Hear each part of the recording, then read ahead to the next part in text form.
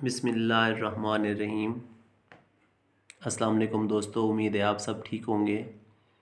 आज का जो टोटका है वो बिच्छू के काटने के हवाले से है।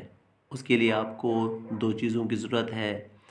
एक खुर्दनी नमक जो हर घर में मौजूद, दूसरा पानी।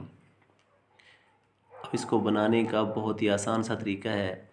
आप किसी बर्तन में एक चम्मच या उससे आधा चम्मच नमक लेके डाल लें और उसमें थोड़ा सा पानी भी मिला लें। अब उसको आप मिक्स कर लें ताकि नमक उसमें हल हो जाए।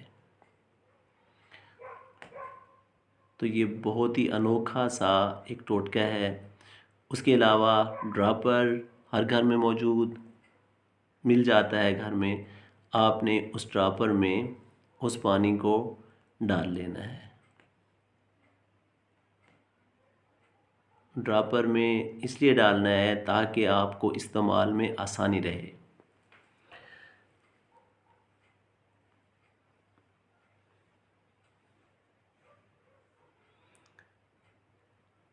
अब जब आपने इसको ड्रॉपर में डाल लिया तो इसका जो इस्तेमाल का तरीका है वो आप ज़रा गौर से सुनिएगा।